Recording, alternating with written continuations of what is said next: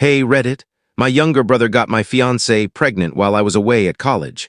My parents backed him up, so I cut them all off and started over from scratch.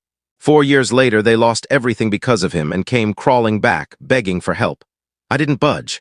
My family always had a favorite, and it wasn't me. My brother betrayed me in the worst way, and my parents stood by him. I walked away for good. I thought that was the end of it, but life had other plans. Let me take you back to the start. Growing up, I always felt like the side character in my own home. I'm Leo, the older brother. Good grades, kept to myself, never caused trouble. Then there was Logan, the golden child, mom and dad's pride and joy, destined for greatness in their eyes. We lived in a typical suburban neighborhood. Picket fence, small yard, 2 cars parked out front. From the outside, we were the perfect family. Inside, a completely different story. Let me paint you a picture. When I turned 16, my parents got me a beat-up bike from a garage sale. $50, rusty frame, wobbly handlebars. Dad handed it over with a lecture about taking care of it, like it was some prized possession. I just nodded and pedaled off. 2 years later, Logan turned 16. They threw him a party with balloons, a cake that said "Happy 16th, Logan," in green icing, and handed him the keys to a shiny new Ford Focus. Neighbors showed up like it was a car dealership grand opening. Dad gave a speech about how Logan needed a reliable ride for school and football. Meanwhile, my bike was chained to a pole outside, looking like it had been through a demolition derby. Mom took photos of Logan posing with his car, grinning like he'd just won the lottery.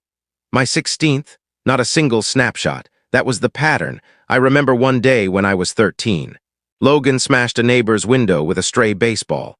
He bawled, Mom comforted him, Dad called it a whoopsie.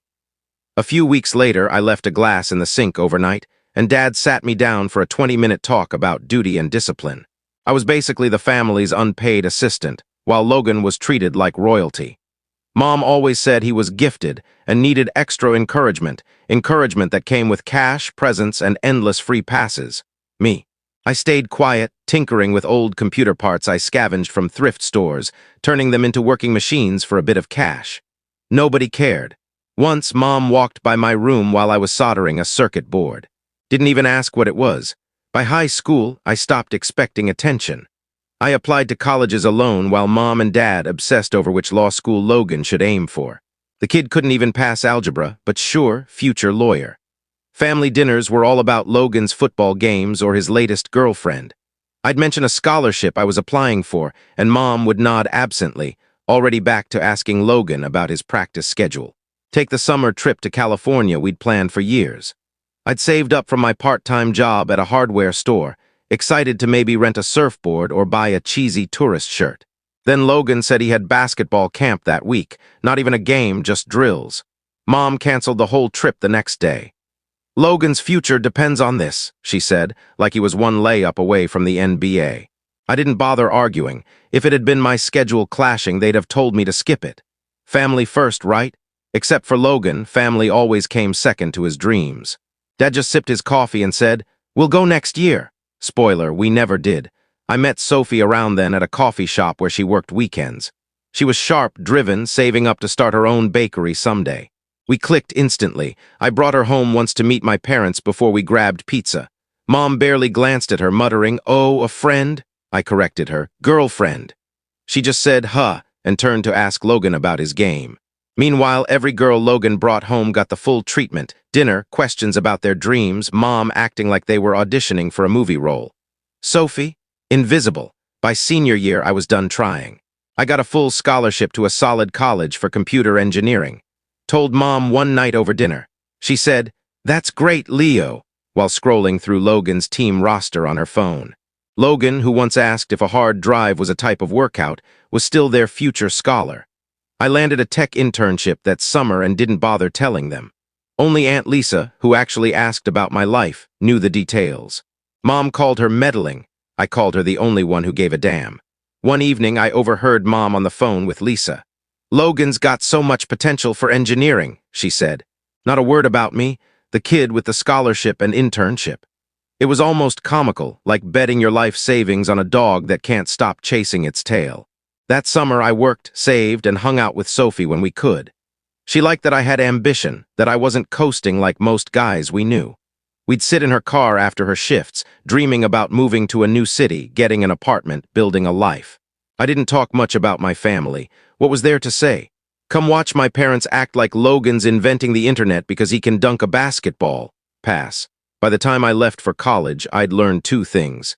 My family would never change, and the only way to matter was to leave. I had no idea how true that would turn out to be. College hit like a fresh start. New town, no parents, no Logan, no constant shadow to stand in. I dove into classes, my internship, and coding projects. Network security, app development, anything I could get my hands on. It was grueling, but it felt like mine. Sophie stayed back home, working at the coffee shop and taking night classes. We made long-distance work with texts, calls, and occasional weekend trips when I could afford the bus fare. She never complained, always believed in me. By sophomore year, I'd saved enough from side gigs to buy a modest ring. I proposed at a quiet lake near her place, just us. She said yes, tears in her eyes, and for once, it felt like my life was coming together. Then weirdly, my parents started acting like Sophie existed. Mom asked about wedding plans, colors, venues, guest lists. Dad even said it sounded like a smart match when I mentioned we'd wait until after graduation. For a second, I thought they might finally see me. I should have known better. Thanksgiving break came junior year. I drove home, ready to announce our wedding date and a job offer I'd gotten from my internship. I thought it'd be a normal holiday, maybe even a good one. Then Sophie texted me, "Can we meet at the diner? Urgent." My stomach dropped, but I figured it was just wedding jitters. I found her at a booth, clutching her mug like it was a lifeline, eyes on the table. "I'm pregnant," she said, voice trembling. Before I could process it, she added, "It's Logan's." The world stopped. She kept talking, how Logan kept showing up at the coffee shop while I was at school, saying she seemed lonely, how it just happened. She was sobbing, apologizing. I didn't shout or ask questions. I just grabbed my keys and walked out. The drive home was a haze. When I got there, Mom was pacing, Dad was by the kitchen sink, Logan was slouched on the couch like a kid caught stealing cookies. Nobody spoke until I looked at Logan and said, "Explain." He mumbled something incoherent. Louder, I snapped. He wouldn't. I grabbed his collar, slammed him against the wall.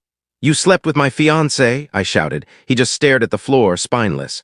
Mom screamed, "Leo, stop." Dad barked my name like I was the one who'd screwed up.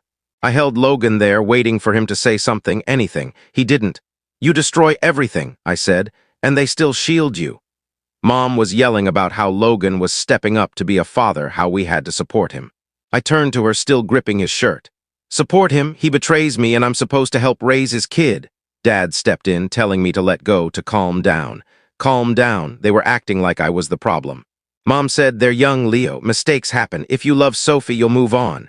Move on, like she was a pair of shoes I'd outgrown. I shoved Logan back, pointed at them all. "You chose him. Always have."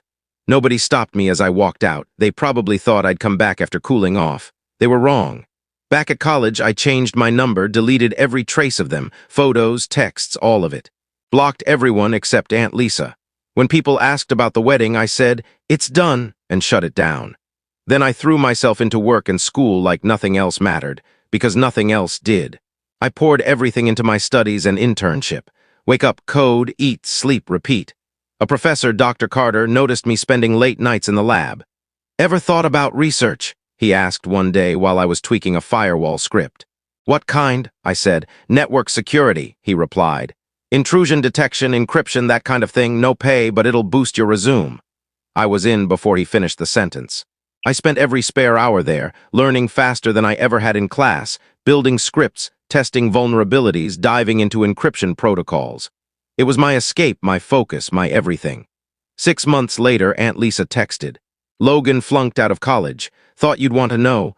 I wasn't shocked. The kid who thought a server was a kitchen appliance was never cut out for academics. Mom and Dad had built him up as the next big thing, but it crashed before it began. A week later, Lisa called. "He hid it from them until the school kicked him out," she said. "Your mom was heartbroken. Your dad blamed the teachers." Classic. Logan moved back home, of course. Mom said he needed time to regroup. Dad talked about fresh starts. By summer, Sophie had the baby, a girl, and was raising her mostly alone. Logan helped when Mom guilt-tripped him, but that was it. I kept grinding. By senior year, a startup noticed the security tools I'd built with Dr. Carter. They offered me a full-time role with stock options if I joined after graduation. It wasn't a fortune, but it was a chance to build something real. I took it, moved to a new city and rented a tiny studio, couch, laptop on a folding table, takeout containers everywhere. It was rough, but it was mine. Meanwhile, Lisa's updates painted a grim picture back home. Logan started a business, selling used phones online, convincing mom and dad to loan him $30,000. It tanked in weeks. They bailout him out by selling stocks and dipping into dad's pension. Same old story. I didn't care anymore. It wasn't anger, it was just predictable. While they were throwing money at Logan's disasters, I was writing code, shipping features, signing a lease on a better place. I never called, never visited. That house, that life, it was gone. 4 years in at the startup, things were taking off. Our security tool got traction. Investors poured in. My role grew from coder to team lead when the senior guy left. I was running a team, making calls, shipping updates that mattered. My studio turned into a real apartment, decent view, actual furniture. I traded my junker car for a reliable Honda. Nothing fancy, but it felt like progress. Lisa's updates kept coming. Your parents sold their house. Debt from Logan's loan and dad's medical bills, heart issues had piled up. They moved into a cramped apartment. Logan naturally crashed with them. Sophie was still raising the kid, Logan barely around. Then Logan quit his retail job, said the boss was unfair. Next, he's pitching another business, wants your parents to fund it. I didn't reply. Months later, Lisa said he'd burned through their last savings on another failed venture. I just shook my head. Same movie, same ending. Then came the call.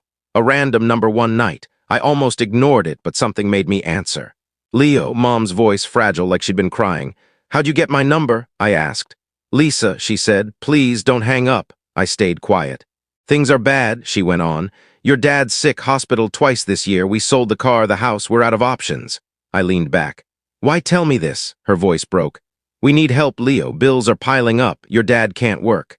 Logan's trying. I almost laughed. Trying? He's 24. When does he stop trying and start doing? She didn't answer. You're broke because you bankrolled him, I said. And now you want me to clean it up? She snapped. We're your family, I fired back, and I was your son, the one you told to move on when Logan ruined my life. Silence. Your dad's sick, she whispered. We need you. My jaw clenched. I saw that night again, Logan silent, them defending him. You picked him, I said. Always did. I hung up, hands shaking. I didn't know what to feel, anger, guilt, nothing, just empty. Lisa called the next day. Your mom's desperate, she said. They've got nothing. Logan's still mooching, talking about his next big idea, I snorted. And mom's still buying it, Lisa sighed. She's working part-time at a gas station to pay rent. Logan's on their couch. Weeks later, another update. Logan talked them into selling mom's old jewelry for another business. It failed in a month. Dad was back in the hospital, stressed, Lisa said. Bills were drowning them. Logan blamed everyone but himself. My life was the opposite. The startup landed a huge government contract. My team tripled. Tech blogs mentioned my name. I bought a condo, small but mine, with a view of the city. I was flying to conferences, pitching to big clients, while Logan was whining about his latest job not working out. Lisa sent screenshots of family chats. Logan complaining, mom and dad enabling. Same cycle, different day. Then the crash came. Lisa called. Logan got arrested, fraud, faked papers for another loan. I wasn't even surprised. They bailout him out, she said, with money they didn't have. A week later, they lost the apartment, evicted. They moved to a rundown rental, leaky pipes, no heat. Logan was still on their couch, blaming the world. Sophie. She took the kid and left for another state, done with Logan's nonsense. My parents had nothing left. No house, no car, no savings. Just Logan dragging them down with him. Meanwhile, my company was soaring. We won a federal contract, scaled up, got more funding. I was speaking at conferences, my name on patents, my condo paid off. Logan was back in court for dodging fines. Mom borrowed from neighbors to keep him out of jail. Two opposite lives, mine built on work, theirs crumbling under excuses. Lisa called one last time. Your mom said she wishes she'd done right by you, she told me. I stared out my window. Too late, I said, she sighed. Yeah, I thanked Lisa for always being real with me. You deserved better, she replied. I hung up, sat on my balcony, and looked at the city I'd made my own. 5 years on, Logan's still bouncing between dead-end jobs and borrowed couches. My parents never recovered, still in that rental, still broke. Mom stopped calling after my last no. I'm dating again, speaking at tech events, living a life I built from nothing. And I'm not looking back.